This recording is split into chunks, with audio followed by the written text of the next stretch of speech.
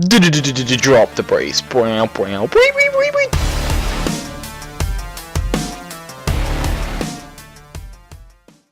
Hey guys, Mike here from FullHouseRS, and welcome to my guide for The Bird and the Beast, the second world event for RuneScape, and in my opinion, a much better world event than the first one, that was the Battle of Lumbridge.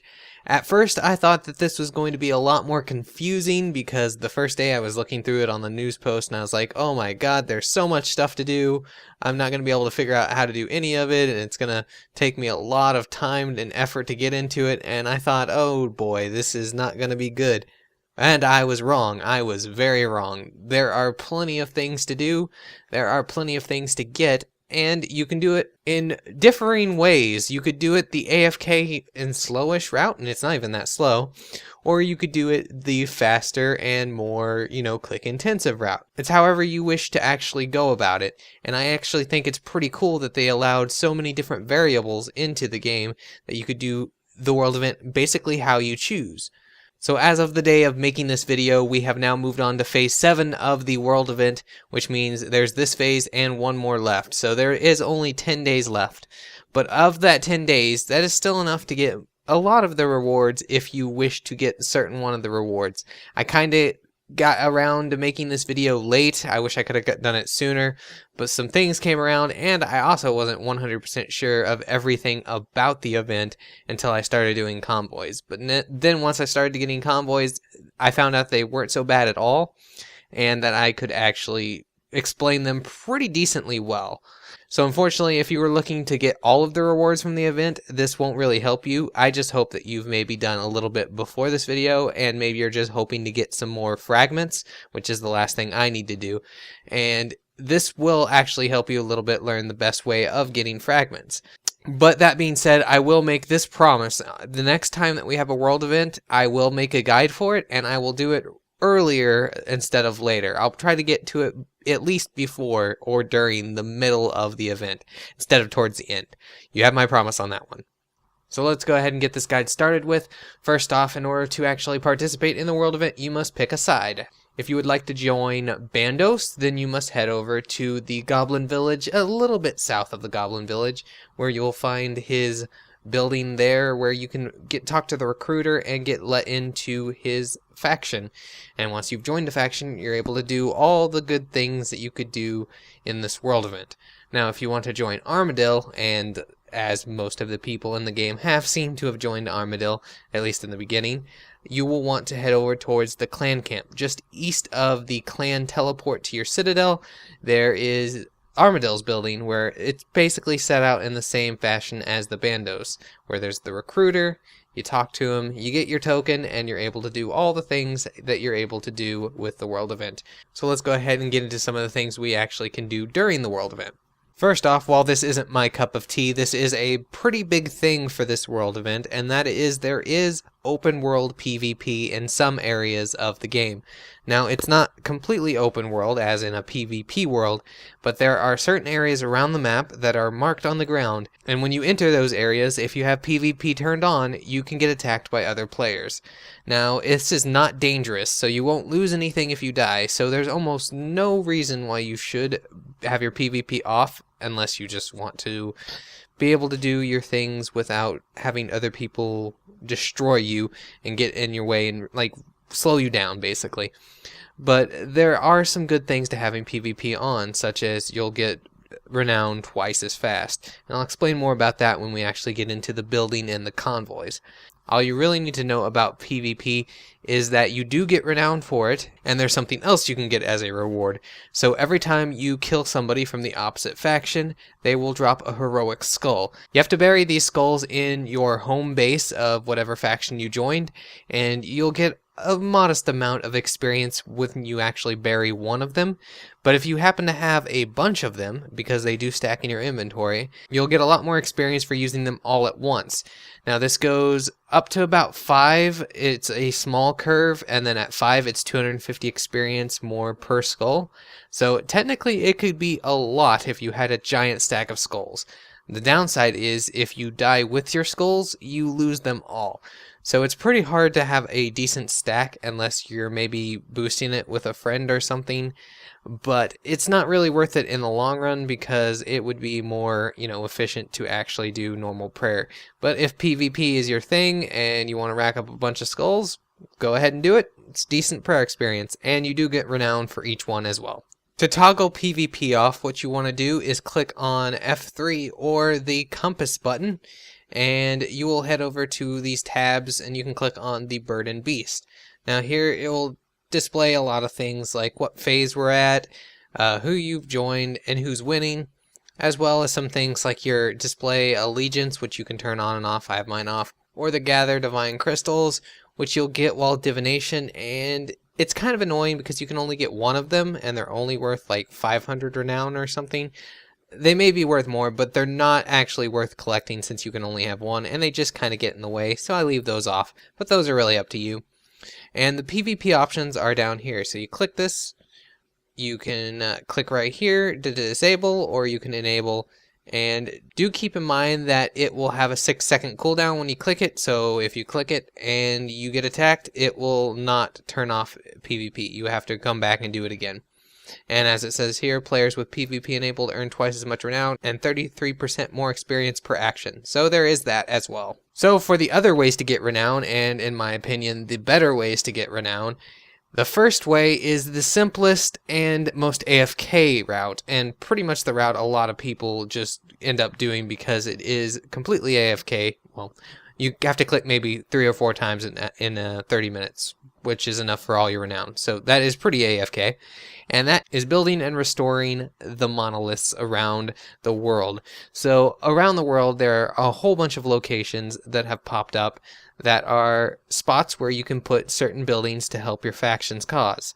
Now, these buildings can have a lot of different things in them, and I'm not really going to cover exactly what each do, because in the grand scheme of things, there's always going to be somebody who can change it at any time to something that you might not want, and it can have a various amount of effects, such as increasing how much stuff you actually collect when you divination with the convoys. There's also ones that can boost your combat stats or maybe lower the combat stats of opposing faction members. There are all sorts of stuff like that. Now, the basis of these buildings, though, however, is really just to go and click on one, get construction experience, and get renown at the same time. That's all you really have to do. There's no re-clicking, really, unless you get attacked by somebody. And even then, you keep building on the building until you die, and then you just have to go back to the spot that you were building at. So for me, what I actually do is I take the token, which has unlimited teleports if you're at your home base. You can teleport to any of the spots on the map, even the ones that are taken by the enemy, so be careful if there are too many enemies around when you teleport. But you could also teleport to your faction with the token 10 times a day, which is pretty nice if you are using it for those unlimited teleports around the map with the actual building sites. But I also take a cabbage port ring, and the reason for that is there's usually a spot for Armadillo right south of it or north of it. You can go to either one, and that's just where I go if I'm waiting for another convoy, which I will explain in a bit. Now, while building, you'll get 5 renown every time you get an XP drop, and it will actually be 10 if you turn on PvP. And if you're in a safe world, which if you're in Armadillo, most worlds are safe worlds, you don't have to really worry about being attacked while you're building these buildings, so there's really no reason why your PvP shouldn't be on, because you'll be doubling the amount of renown that you get every tick, which in the end makes capping the renown for the world event much faster. Other than renown, every so often while you're building a building, you will also get sacred metal fragments in your inventory, and these work exactly the same way that they worked in the Battle of Lumbridge. You will get them for doing pretty much anything during the world event, and using 1,000 of them with some of the cosmetic override pieces that you get from the convoys will allow you to get a cosmetic override for the equipment of your choice. What type of overrides that you'll actually be able to get, I'll explain in more detail when we get to the rewards section of the video. But if AFKing isn't your cup of tea, or you want to get some more sacred metal fragments faster than you would building, or you just need the cosmetic overrides, then you're going to want to do some convoys. So convoys are, in my opinion, a lot more fun. It's a lot more fun way to get the renown, but they're also a better way to get fragments faster, and they're a better way to cap your renown faster if you won't mind actually moving about the map. There are two types of convoys though, and it's based on what faction you are. So if you've sided with Armadil, when you go with Armadil factions, you will be doing a divination convoy.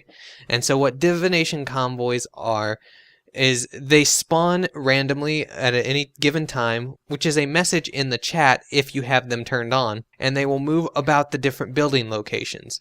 Now, once they get to the third stop after they've spawned, they will find divination energy, and they will sit down to harvest that energy. Now, you can help them harvest that energy, and once they are full, they will go back to their base with that energy. It'll get added to the total for the world event, and you'll have a chance at getting an override piece, and you'll have a chance of getting more sacred metal fragments on top of the ones that you got while actually divvying there. The way it works is that at the end of a divination convoy, whether or not it succeeded, you have a chance to get between 25 and 100 sacred metal fragments. And technically you can get 0, so it will be 0 to 25 to 100. It could be anywhere in between the 25 and 100 if you get sacred metal fragments. Also, at the very end of a divination convoy, you have a chance of getting a cosmetic override piece, which, as I said before, you can combine with 1,000 of the fragments to make an override for your wardrobe. The other type of convoy there is the combat convoy, and this happens when the opposite faction's convoy spawns, and you can go and kill off their bodyguards and then eventually destroy the convoy, and you will also get the rewards from that as well. So with these convoys, you actually want to get to them as fast as possible because you're able to attack them each time they make a stop at a building. While they're in transit, they have circles around them, like glowing rings, and you're not able to actually attack them during that time. But when they stop at a building, each time, from the moment they spawn, you're able to attack them. First, you have to take out all the bodyguards before you can take out the actual caravan. But once you've taken out the bodyguards and the caravans, they are also able to drop sacred metal fragments. You can get up to 25 sacred metal fragments for each bodyguard, and you could also get the 25 to 100 for killing the actual caravan itself. Again, it's regardless at whether you did however much damage, as long as you got a few hits in and remained in combat until the end, you're able to get that drop of fragments. This type of convoy is also best if you're going for the cosmetic override pieces, because every person that you kill has a chance of dropping the override pieces. Doing it this way, when I switched over to Bandos, I was able to get all 4 of the override pieces in less than 30 minutes by doing the combat convoys. So this would be my recommended way to get the pieces as well as to actually get the fragments. However, if you're really wanting to get as many sacred metal fragments as possible, do both convoys and try to get all of them in at the same time, because sometimes they will spawn at the same time. Just know that you have to wait till they stop the third time for the divination convoys, yet you can attack them at any time with the combat convoys. A few notes about the convoys is that I'm not 100% sure if having PvP on all the time actually changes how many fragments you get. As far as I can tell, it does not actually affect if you can get the fragments faster or not. So it's up to you whether you want to do it with PvP on or not. I usually keep PvP on. There is some times that I want to turn it off, however, and that would be when I'm heading into a Bandos area, such as the top, right next to the Bandos base, there is a building site that is usually 100% Bandos, and there's a ton of people there. Anytime a convoy wanders over there, I tend to turn my PvP off so I do not get raped, because there's no way I'm going to be able to actually do that site while they're all attacking me. I just won't survive. So now I want to briefly bring up the topic of random events during the world event. Now there are many different random events that can happen during the world event in pretty much any area that actually the world event is in. Now the problem with these, getting them on footage at least, is the fact that they are pretty rare, it seems, and they are very random. So I haven't got really footage of any of them, and that's kind of a problem when you're making a guide. But the good news is that they really don't actually do much. They're just small little things that make it a little more fleshed out, and it's actually good in a way, but it's not very guide friendly because it's very hard to get one, if any of these random events to happen when you want them to. So I will just say that there are some random things that can happen out there that will help, or I don't think many of them hurt you, but they will affect you in small ways. So I'm sorry that I can't get them all in here, but hopefully you'll understand. Now, like the Battle of Lumbridge, there are many different small ways that you can make changes to how the battle is going in your favor, or just to make the other team have a harder time winning. And there's many more ways to do that in this world event. Now, the main new one in this one that you'll see a lot during caravans is golems. So you can create golems on your side, and they'll either be set up to attack the opposing faction, or they'll be set up to defend your convoys. Depending on how people vote, because as you can see, this one's already been created. It's all about cooperation, so you won't be able to exactly choose what's going to happen, but people will more or less choose what they want. If more people choose an offensive one, it will be an offensive one. If more people choose a defensive one, it will be a defensive one, and so on and so on. And it changes every 2 or 3 hours depending on how many people are in the world and how many people actually get involved in making the golem. Now, other than the golem, there is the old voting system as it was in the last one. If we head down here and talk to the vote escalation thing, here is the typical vote screen that we saw before. So each phase that we were able to vote for something, and it will change a various aspect of the world event. So in this one, we got increased building resilience or improved building effects. I'm going to go with resistance because it doesn't really mean much. I don't normally vote so much, but sometimes it's okay to vote if you want to have excess votes, and they will actually give you the power-ups. That's what these things up here and so forth are actually, created. These were all player-voted buffs. The last thing that we can do is similar to the Duke's Dilemma that we had in the Battle of Lumbridge, and that is a weekly experience bonus for setting up the way our army is. So if we go to Army Management, and for some reason it didn't go, there we go. We can click one of these. It doesn't really matter which one we pick. I'm going to go with Focus on a Last Assault. You claim the experience, put in the experience of your choice. That's not what I wanted. I wanted crafting. And boom, you get bonus experience for that skill for the week. And by week, I mean 5 days, because the phases are actually set up differently for this world event. It's every 5 days instead of every 7 days. So you're able to do that 2 more times if you do it this time, and then you can do it 1 more time on phase 8. And with those things, we can shape the way the battle actually plays out, and it's all in our choosing, even though a lot of people stick to whatever the other people are choosing. It's just how we are. And last but not least, we have our rewards. So for our rewards, we head over here to our quartermaster, and much like the Battle of Lumbridge, there are 3 tiers. Now, being as it is already tier 3 time, we've already gone through all the weeks that we don't need to actually go to tier 1 and tier 2. But what we have is the War Priest armor for Armadil, and we have the War Priest armor for Bandos, of course, if you're sided with Bandos. And with that, you will have to go to the other tiers to actually get the other pieces of the armor. Now, if you don't want to actually spend renown on the armor, that's fine. The armor will be dropped by the minions and other things inside of the God Wars dungeon for their respective god. So if you go and head over to the Bandos kill count room, you'll get the Bandos War Priest stuff, and with the Armadil kill count room, you'll get the War Priest of Armadil stuff. This is, of course, after the event is over. So if you want to save some renown, you don't have to get those. They also have emotes and titles. Now, the emotes for Armadil, at least Armadil's Glory 3, I actually think looks really good. It's not worth 165k renown, though. That's just my opinion. In order to get Armadil's Glory 3, you actually need to get all of the emotes before it. So you have to get the 1, the 2, and the 3 in order to actually use the 3. And you need to be able to have the certain kind of token that it's requiring. This one's requiring a dragon, which is around 300,000 or so renown. I only have a silver because I recently switched back from Bandos, but I don't plan on buying these, so it's no big deal for me. Now I'm going to go down to the experience, which this is what a lot of people use it on. It's only 25k renown for a huge XP lamp, And if you have a lot of renown, that can get you a lot of experience. Even if it's just this last 10 days, it's nearly 20 lamps, which is quite a bit of experience. The one downside to this is they made it to where you have to buy it one lamp at a time. So you have to buy it once, use the lamp, buy it, use the lamp. That can kind of take a while if you've done like 30 or 40 lamps. And lastly, which are actually pretty nice, and these are the new abilities.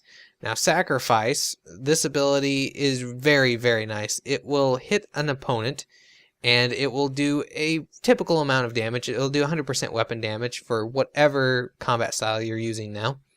And it will either heal you 25% of the hit, or if you killed the thing, it will heal you 100% of whatever you damaged it. So that's a very nice ability.